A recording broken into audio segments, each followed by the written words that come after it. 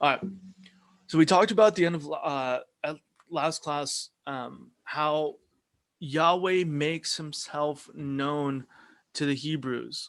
Um, we have in Exodus 6 specifically how God over and over again communicates to Israel how he is making himself known. And the two ways that he makes himself known, both to the Hebrews and to the Egyptians, let me go back here because I misclicked here. The two ways that he makes himself known is one as relational deliverer, which is on the slide coming up, and as supreme deity and judge. And this is really important for us to recognize, as we talked about before, that in a context where there's multiple deities within the region, it's really important to understand how Yahweh is making himself known as the God above the other gods. And this is much, again, considering the context, this sounds very odd to us, but when you're working with, again, a polytheistic culture, the Yahweh is communicating something, again, both to the Hebrews and then to the Egyptians specifically. Well, to Hebrew specifically, and then the Egyptians, kind of as a double-edged sword there. And so again, that you have the knowledge and promises that are linked together with the Exodus event, that the ways in which Yahweh makes himself known is through divine activity. That it's not just relegated to sheer knowledge, hey, read this book, look at this pamphlet, but rather that through this event of Yahweh bringing them out, delivering them, redeeming them, the Yahweh will make himself known, leading up to this promise that God will take the people for his people and will be their God.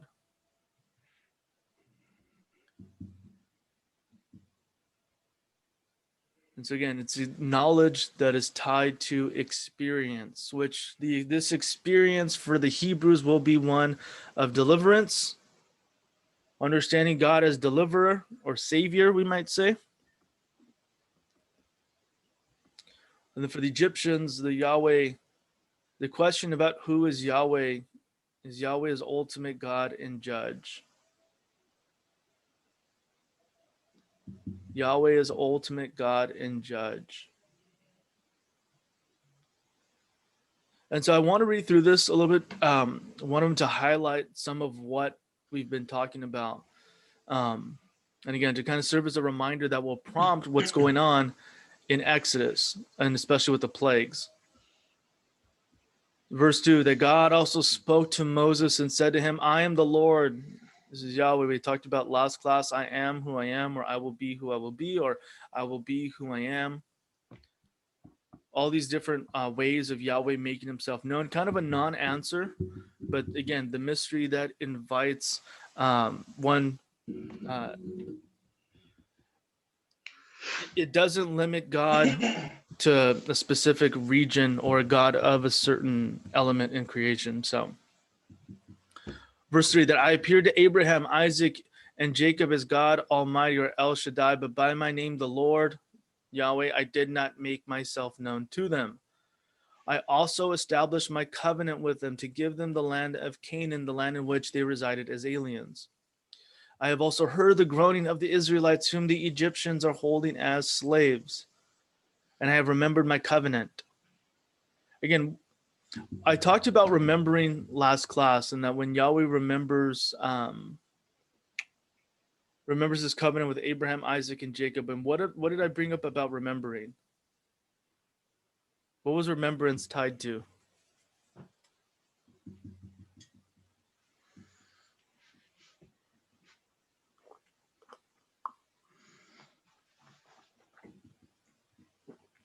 You mean in terms of like specific events or what? No, that it's kind of a Hebrew code word for something.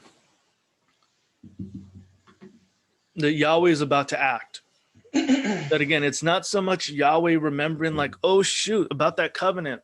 Let me get back on it, as if he had forgotten, but rather, again, it's the way that the Hebrew writers often they communicate to the readers that Yahweh is about to do something. Yahweh is about to act. So again, this is brought up in the Psalms where the writer or the psalmist will ask Yahweh to remember his people, to remember his covenant. And again, it's a request for God to act. Again, not so much to recall as if he had forgotten, but rather to remember to act on his covenant. Verse 6, say therefore to the Israelites, I am the Lord Yahweh. I will free you from the burdens of the Egyptians and deliver you from slavery to them. I will redeem you with an outstretched arm and with mighty acts of judgment. I will take you as my people, and I will be your God, or your Elohim, and you shall know that I am the Lord Yahweh, your God, and who has freed you from the burdens of the Egyptians. I will bring you into the land that I swore to give Abraham, Isaac, and Jacob. I will give it to you for a possession. I am the Lord. I am Yahweh. So you have, again, a couple of things going on between this God, Elohim, and Yahweh, which I do want to bring up because of the fact that this general name for God is often understood in various contexts El as the supreme deity of the God of the Canaanites. That it is Yahweh who is the supreme God, but Yahweh your God. This person who has made himself known in a burning bush is the one who will deliver Israel from the land of slavery, from the Egyptians, again with outstretched arms and with mighty outstretched arm and with mighty acts of judgment. And again, taken as Yahweh's people. And so again, so much of this will set up what is going on in the plagues, especially with these mighty acts of judgment. That Moses' request to Pharaoh is unambiguous. It's to let his people go. That Pharaoh's challenge, we had talked about last class. What's Pharaoh's challenge, the rhetorical challenge that's made to Yahweh and to Moses?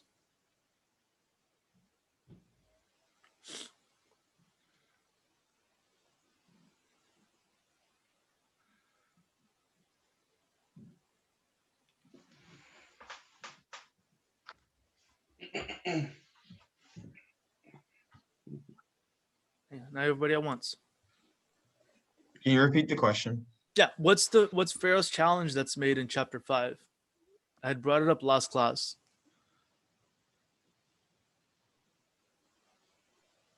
There's a challenge that's been made by Pharaoh. It comes in the form of a question, but I brought it up that it's more, again, those of you that play sports, it's kind of a little more. It's who is God that I should listen to him, basically? Yeah, who is Yahweh?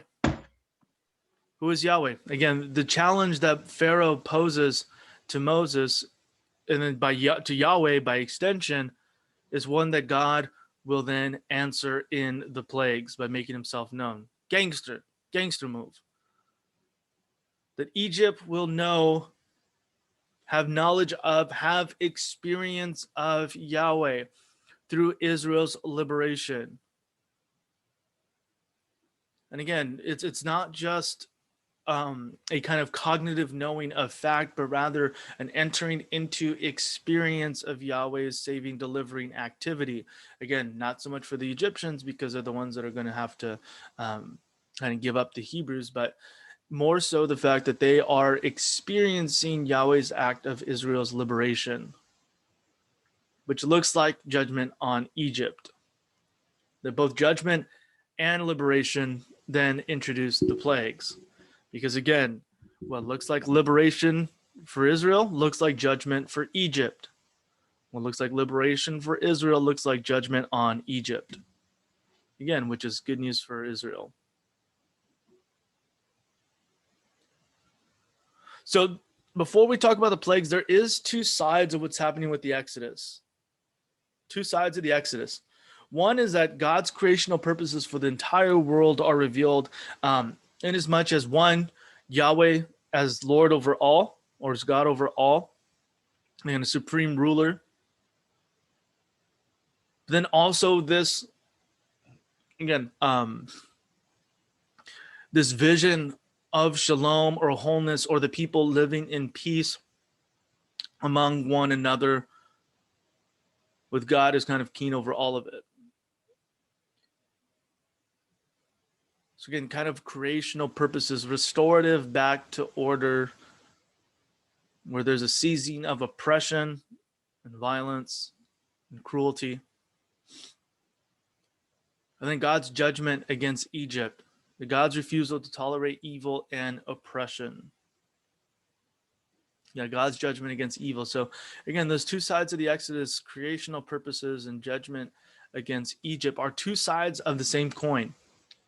And this may or may not show up in a quiz in the near future about these kind of two sides, that the connection between liberation and judgment that I put up on this slide over here specifically. That judgment and liberation introduce the plagues. And again, this will come up a lot. This will also come up as the Israelites are going into the promised land. Judgment upon the people. Looks like Israel inheriting the land. Judgment coming to Israel's neighbors and also Israel themselves. You have judgment. Even within Israel, you have judgment coming upon the people, which is meant for the good or the liberation of those who are poor in the land, those who are being oppressed. And so again, we don't need to get to the New Testament to talk about these kinds of themes, but you kind of see where I'm going, except the roles are reversed in the New Testament when you get to Jesus, because Jesus, who takes on of what Paul calls the curse of the law, that we who again would be cursed might receive blessing or receive a kind of deliverance of salvation because of the judgment incurred by the Son, taken on by the Son. And so again, it gets a little more complex when you get down to the New Testament, but here in the Old Testament, specifically in Exodus, you have these first inklings of both judgment and liberation, or judgment and salvation, if you want to put it that way. Two sides of the same coin, depending on which side you are on. So in interpreting the plagues, there is a couple of different ways to interpret these. The reason why I bring it up is for you guys to be aware. One, you will have read about it, and two, it helps to make sense of what the text is doing in order to recover some of the themes that I want to highlight. One of them being that the way the plagues happen is in 3 cycles. And with the last plague being shorter in the narrative, it kind of stands alone as a separate act, which we'll likely get to on Thursday, hopefully. But with these 3 cycles, the characteristics which are shared by the 3 is that you have the first 2 initiated by Aaron and the last one by Moses. So 2 Aaron over here and 1 Moses over here. And I'll have it up on the slide so you guys can see what it is that I'm talking about. But you have that repetition. Aaron performs 2 miracles, Moses does 1. You have Aaron doing 2 more, Moses does 1. Aaron does 2 more, Moses does 1. And the last one, you have this kind of angel of death who goes about with the death of the firstborn. Again, as this kind of singular, unique event that is happening that breaks up that cycle. Then you also have Yahweh's judgment against the Egyptian gods. And we'll talk about these 2. So the tricycle. The first one, this is the first time where Moses will confront Pharaoh. You know, the water turned into blood in the Nile. Again, Aaron, who stretches his rod over the Nile. That it could be that the water is turned into blood, literally, or that the water is polluted to look like blood. Again, this kind of literary device that there's something happening that alters the water to now make it a kind of dead space.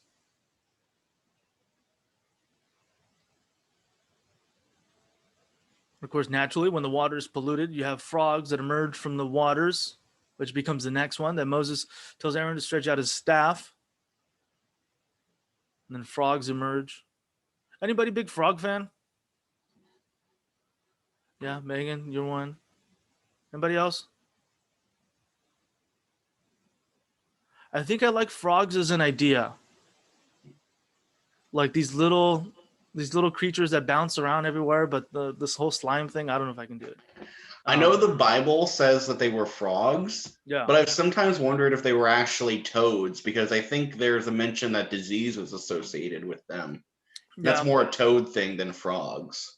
Yeah, and it could be. I mean, and you'll see what I talk about. It could be related to both. I'd have to see what's going on with Hebrew, but Like And what's going also on with just more gnats. likely to get plagues with toads. Yeah, or a mixture of the two. Well, yeah, but toads, especially if you have like king toads, those reproduce much faster than frogs do.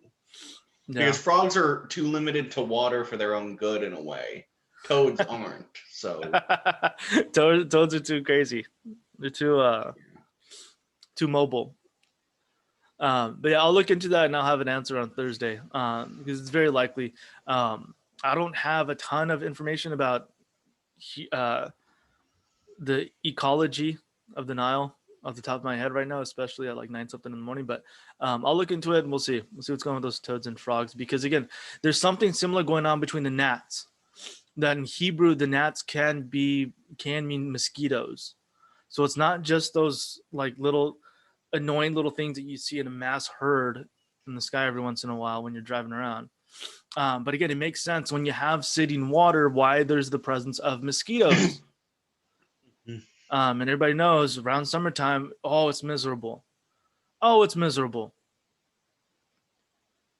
And so you have this first miracle with the reproduction of these gnats or mosquitoes end up happening. And this at least seemingly settles the war between Aaron, Moses, and the magicians. If they came from God's power, anything could have come out of that river. Yep. Toads, frogs, whatever you want. Crocodiles. Ends up looking like Jungle Book over there. All right. So the second plague, the second cycle, mutants, Ninja Turtles running around. So the second time Moses confronts Pharaoh.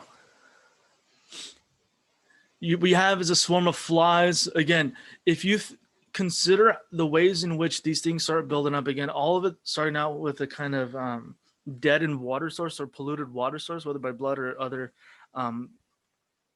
forms of infection for the water.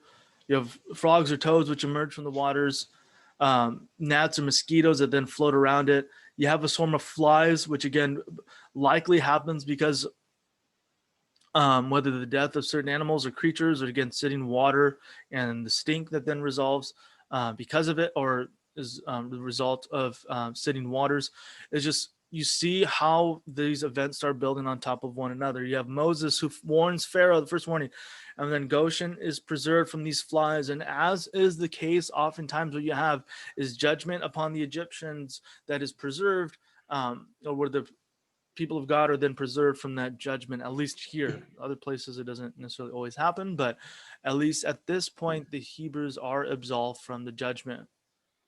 Pharaoh then asks Moses to pray for relief, and it happens.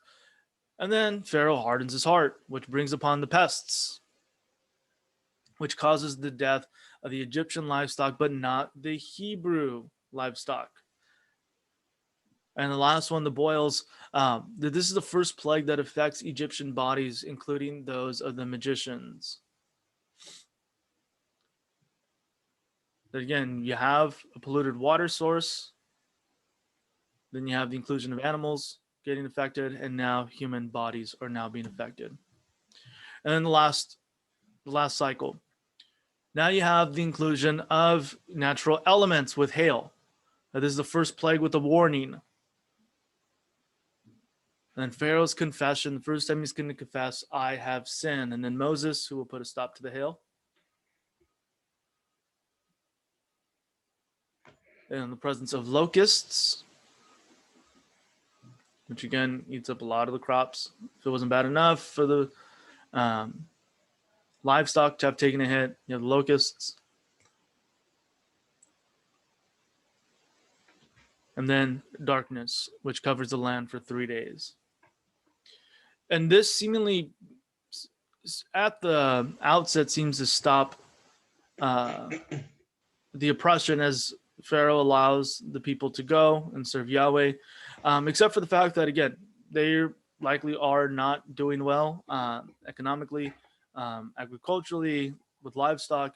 And so Hebrews can go, but just leave your animals here. No, you can't take your cat, can't take your dog, leave your goats, all of them. You got to stay here. And this is at the point in which Pharaoh and Moses make their break. And again, if you look at through these cycles, again, the repeated pattern: Aaron, Aaron, Moses, Aaron, Aaron, Moses, Aaron, Aaron, Moses.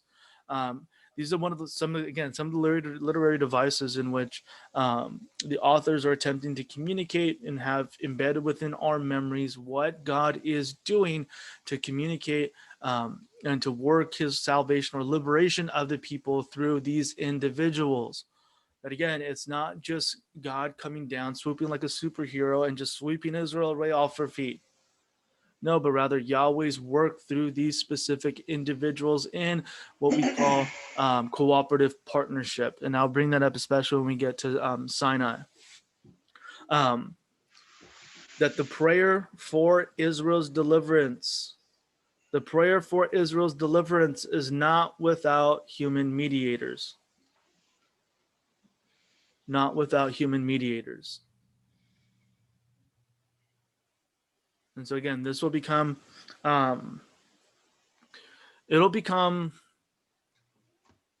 I don't want to say prototypical, but it becomes one of the MOs, the modus operandi, the modes of operation for Yahweh to utilize human partnership in the ways in which Yahweh is working out his plans for and in the world. And so you can start to see, again, notes of Jesus down the line. But a second way of interpreting the plagues can also be read as judgments against the gods of the Egyptians. And in thinking through some of these plagues and through some of the interpretations, this is what makes, at least for me, though the cycles make sense, this judgment against the gods in Egypt makes the most sense, specifically in the ways in which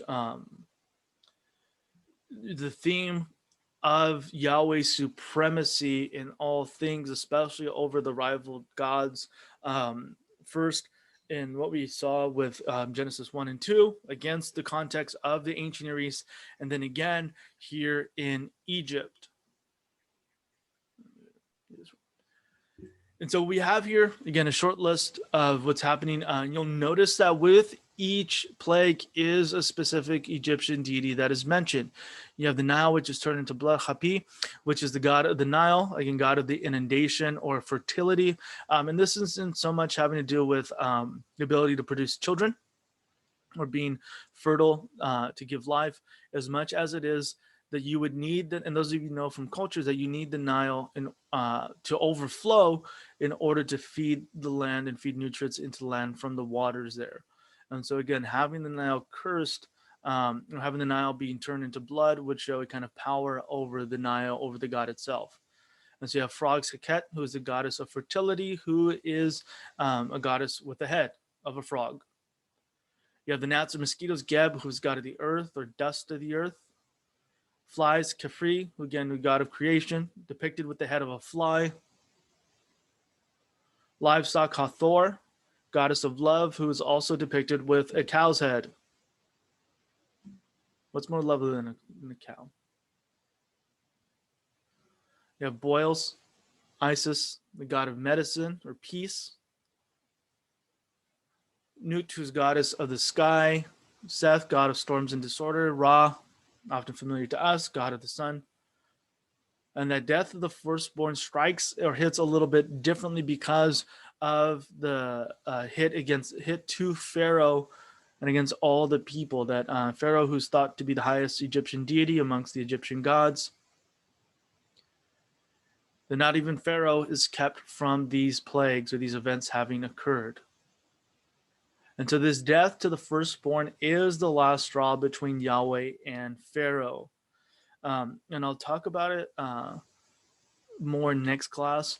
But this death of the firstborn, it's a difficult concept often for us to make palatable for us and for our taste, and to absolve ourselves of the kind of book that we have. But again, it's in these ways that Yahweh is communicating to Pharaoh in terms that he understands. The Pharaoh, as the first initiator of oppression, who has these 9 plagues that happen. He could have let him go after the first one, after the second one, after the third one, but yet dissolves because of paranoia and fear to hold on to power.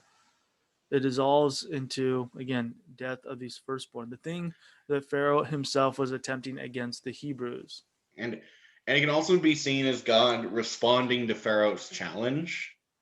Yeah. To the question, who am I? And, well, he's got 10 answers worth to that question. Yeah, and that's important to bring up because regardless, again, of the interpretation, is that these are the ways that Yahweh is making himself known both to the Hebrews and to the Egyptians. That both of these, regardless of the ways in which we interpret it, again, to me, it makes more sense to see these as judgments against the gods of the Egyptians. But regardless of whatever way we choose, and we don't have to pick one or the other. One of them is more literary. The other one's taking into account socio-historical artifacts. But the message is still the same, that these are the ways in which Yahweh is making himself known to the people of Israel and to the Egyptians in ways that they understand. That Yahweh is Lord and God, supreme over all, and that he's liberator, that he's Lord over creation, that he's, again, the ways in which God shows compassion, kindness, faithfulness to these people who are suffering under oppression. And the God himself who invites human participation through the use of Moses and Aaron into the means of liberation. That again it serves for us in our day to be able to recognize, for one, that evil, oppression, and suffering don't have the ultimate last word. And second, how when we pray, and I talked about last class, how Moses confronts Yahweh in prayer, how that often will mean in a context of death and suffering, how we will be invited into God's work in the world, which is what Jesus does. That to be invited and to participate in God's work in the world is what Jesus does.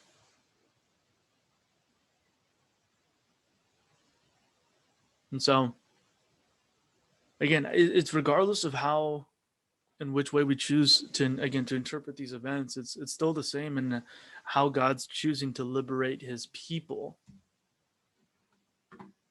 Of course, again, there's more in the New Testament for us to unpack, but here specifically, and you could see what I was talking about before, you see caricatures of the gods here. Not all of them that are on the list are going to be here, but you do see some semblance of some of the features of what's happening with Thot and then with Seth and how they have the heads of animals.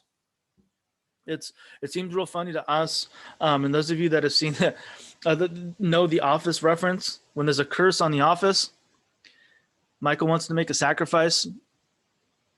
Was it the head of an owl, the body of an egret, has eagle's wings? Like he puts all these random like parts together of all these different animals.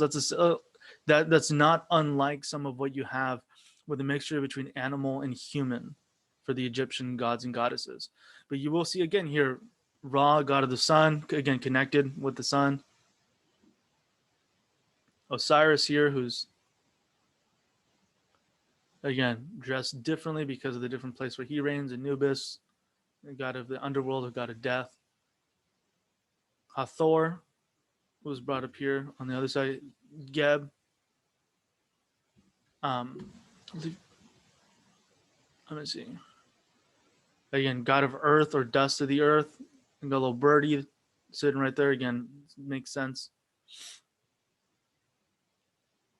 And so again, you have these gods that are having judgment that are being brought down upon them. And so again, I don't have, if you take a look at other Egyptian deities, you will see that some of them look really funky, but it's just, that's what it is. That you have cows' heads and flies' heads on human bodies. Again, much like how you have here, presence of animal heads. And so what I want us to do, intertwine within this narrative is this the concept of Pharaoh hardening his heart. Pharaoh hardening his heart. And what I want us to do is take a look at these texts and work through these, answering some of these. Let me actually, for the sake of time, let me trim off a few of these.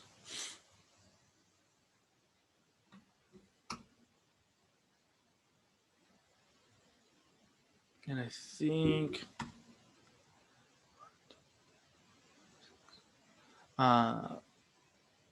think this should be sufficient. So just read through these 5 passages, copy paste them. If not, look them up either in your Bibles or in Bible Gateway. Asking and looking at, read through Exodus 4, 7, 8, 9, 14. Who hardens Pharaoh's heart? The Yahweh or Pharaoh? What prompts Pharaoh to harden his heart? And then what does this say? What does this feud say about the nature and character of Yahweh? The first 2 I'm more concerned with, and we'll talk about together this feud, say about the nature and character, but who hardens Pharaoh's heart and what prompts his heart? And I probably will put, let me clarify, what action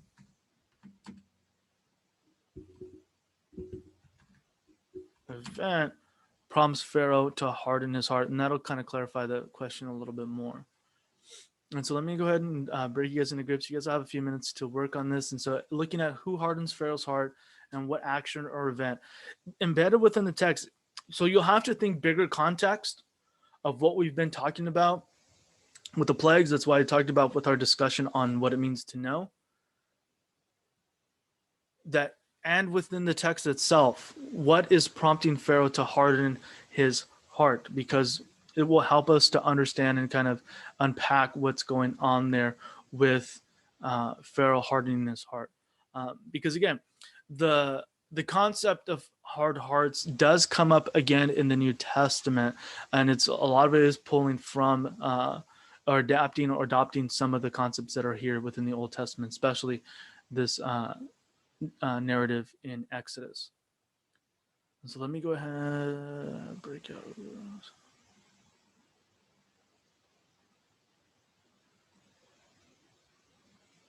Okay. Again, if you have your cameras off, just let your partners know, hey, I'm here, or turn them on. And I can put the verses in the chat to send over to you guys. All right, so you guys have about, that's long, like 7 minutes. And so just asking who and what, and I'll throw the questions in the chat as well. So.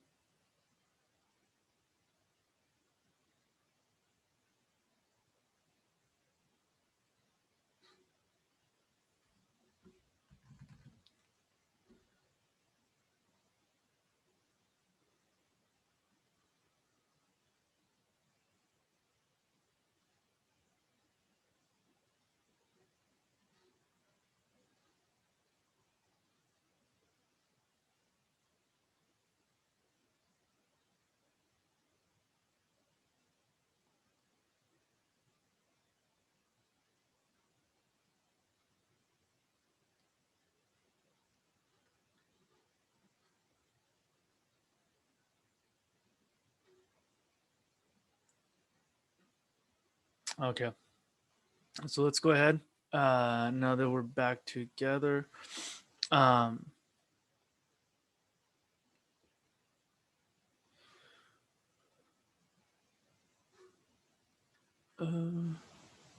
there you go. Okay. Pull this back up.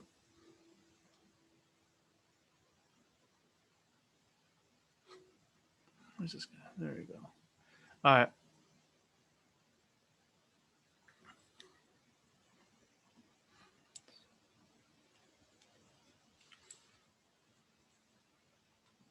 Okay, so after having read Exodus 4, 7, 8, 9, 14, who hardens Pharaoh's heart? Who done it? God does. Hmm? God does. God does. Okay, there's one. For a few of the references, God hardens Pharaoh's heart, and then there's like one or two where Pharaoh hardened his own heart. Yeah. So who done it? Both of them. Both of them. How's it both of them? Well, oh, go ahead. Pharaoh and God.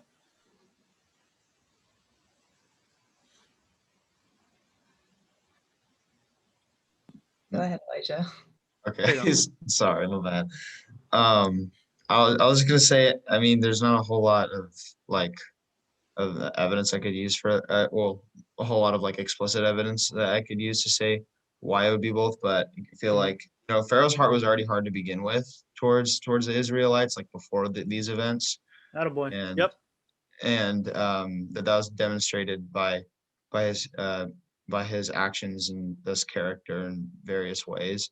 So God probably I mean, God allowed that to happen, and he probably, in well, from what we can gather from the text, seems like he increased it as well, along with Pharaoh's um own heart that was already in that state. Yeah. Okay. And Maddie, you had something else?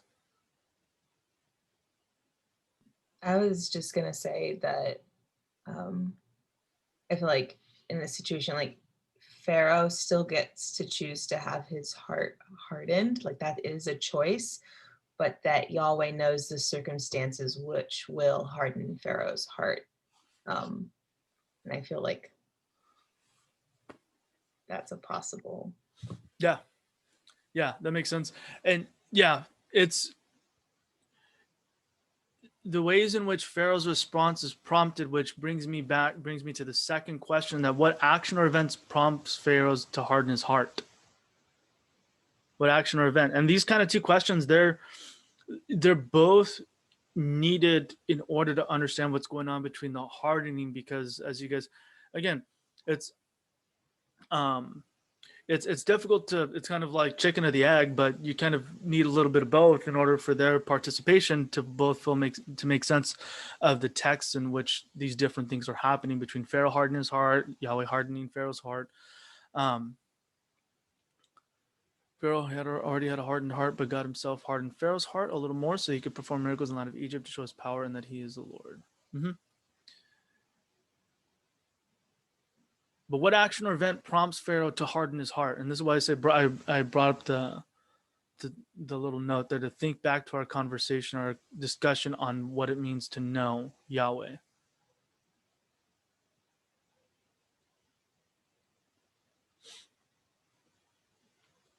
And it's not just one. There's quite a few of them.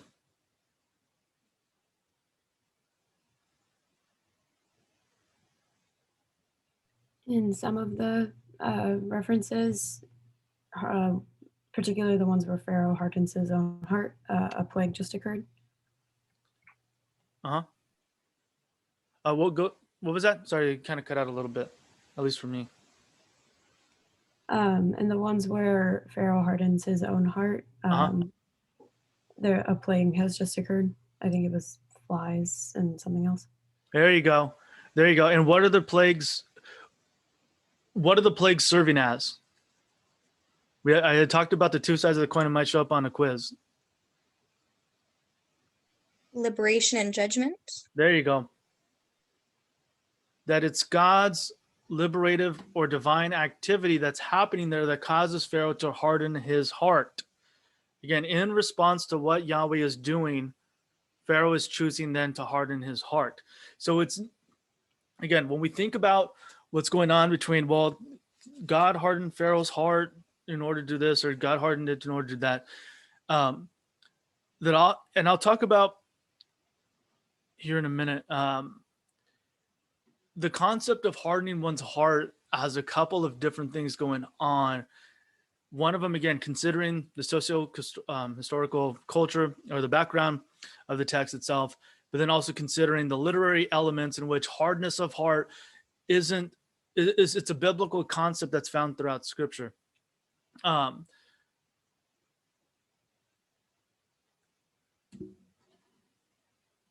so so you guys went through these passages to see that when you go back to Egypt, see that you perform before Pharaoh all the wonders that have put in your power. I will harden his heart. I will harden Pharaoh's heart, multiply my signs and wonders in the land. Pharaoh hardened his heart, and this is in the context of another plague. Pharaoh saw that the rain and hail and the thunder had ceased. He sinned once more and hardened his heart. I will harden Pharaoh's heart and pursue them, that I will gain glory for myself over Pharaoh and all his army. This is an important side note. This won't necessarily come up in a quiz as much as it'll become of something to keep lodged in your brain, especially as you take other Bible classes. Especially when you move into Kings and Prophets. This phrase, so that I will gain glory for myself over Pharaoh and his army. And it's not so much, again, this over Pharaoh and his army, but that's so that I will gain glory for myself. Oftentimes we consider God's activities to be for our good. But again, that seems to be in some ways secondary to Yahweh getting glory for himself. Again, it seems a little bit of a selfish activity, but it's what we have to make sense of there in the text. Where one of the reasons Yahweh does deliver the people, yes, he does it because he sees the plights of the Hebrews who are suffering under oppression, but also for Yahweh to gain glory for himself, who over Pharaoh and his army. And you'll see this come up again in Judges, but you'll also see it come up again in the monarchy as well, where Yahweh does actions and participates in activities and has certain things done for his own glory. And so again, it's not so much as it's not going to show up on a quiz or final or anything like that, as much as it is to keep kind of lodged in your mind about this phrase, oh, I will gain glory for myself over Pharaoh. This phrase, I will gain glory for myself. And especially, again, when we get to Judges and Joshua and how it's God's honor that is the object of defense, not just the people's good. So something to keep in mind on the side note. But to get back to talking about the hardness of heart, again, these plagues are intertwined between this conflict, or intertwined in the conflict between Yahweh and Pharaoh. That one of the ways to interpret this hardness of heart, and you'll know from your cultures class, Pharaoh was in charge of keeping order, which was called Ma'at. And that Ma'at, or order, is essential for life, for preservation. Again, order that leads towards the flourishing of life in Egyptian society. And Pharaoh's inability to maintain order, or Ma'at, would lead to Pharaoh's heart being weighed down. A kind of chaos or disorder that leads to the end of life would weigh down Pharaoh's heart. And what would happen at the end of Pharaoh's life? As he died, or after he died, he would be judged. That on one side of the scale would be a feather. On the other side would be his heart, his corazoncito right there on the other side. And that if Pharaoh's heart was heavier than a feather, then he would not be able to enter into immortality. And so thus, injustice, lack of order, chaos, cruelty would weigh down Pharaoh's heart, thus not allowing him to enter into the pantheon of the gods. And so again, this is one way of interpreting hardness of heart. That this injustice, that the chaos was weighing down Pharaoh's heart, thus demonstrating his humanness. more so than his divinity.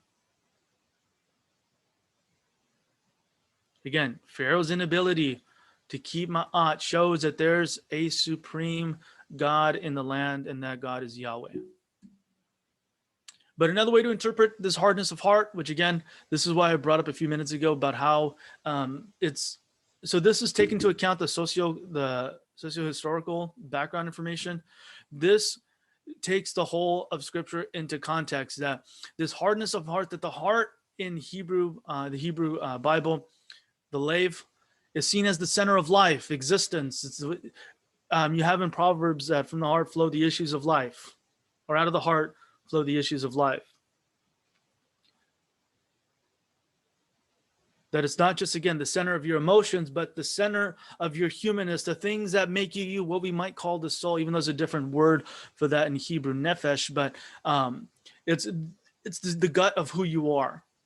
And that this hardness of heart means being closed off to fear or wisdom that God gives, which then leads to disaster. Again, the thing that Proverbs alludes to towards guarding your heart. Again, it's not so much guarding your emotions as much as it is keeping a kind of sensitivity towards wisdom.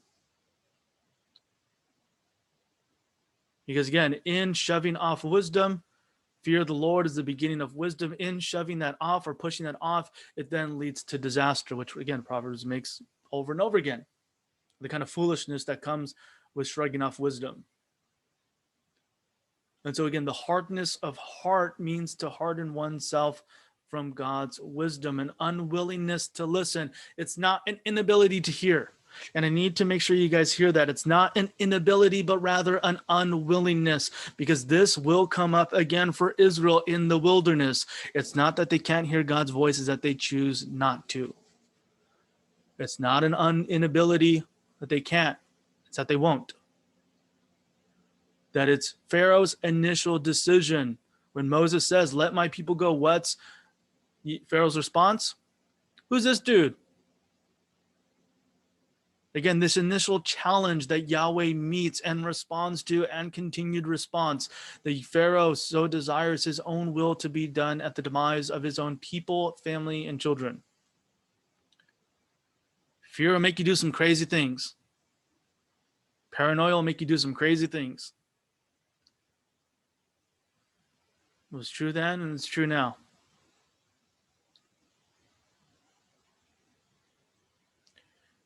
And so again, it's not either or, but the ways in which the text then merges these two themes together, these two kinds of interpretations. One of them, again, considering the cultural background, and this one considering the literary backdrop. That this kind of hardness of heart, this unwillingness to listen, that becomes disastrous both for Pharaoh and the Egyptians, but also leads to Israel's liberation.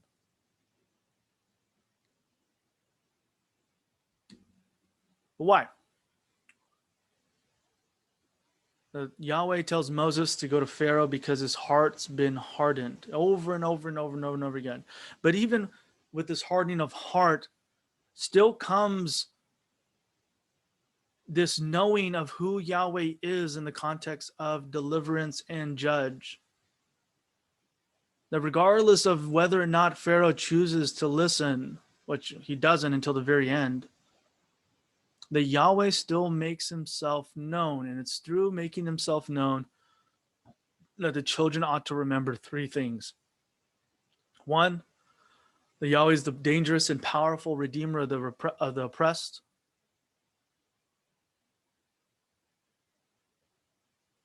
That Yahweh is the creator of the entire creation and ruler over entire creation.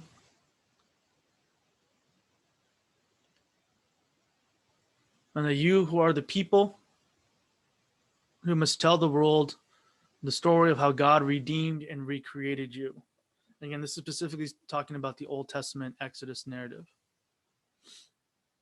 There's, of course, themes for us to tease out in the New Testament, but that's for another class.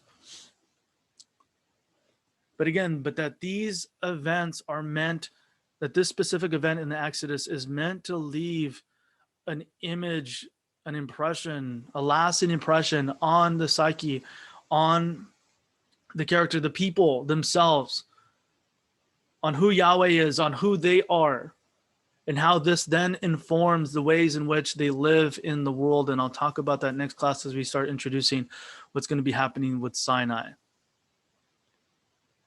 And so again, that this Exodus event, and I can't overstate it, this Exodus event has huge, huge, huge implications for the people and the way they understand God, themselves, and the way they ought to live in the world. And I would say the same is true for us in Jesus. The way we understand Jesus, we understand ourselves in light of what Jesus has done, and all that informs the way we ought to live in the world today. And so I know we're out of time here, but are there any questions thus far? Any questions before we go?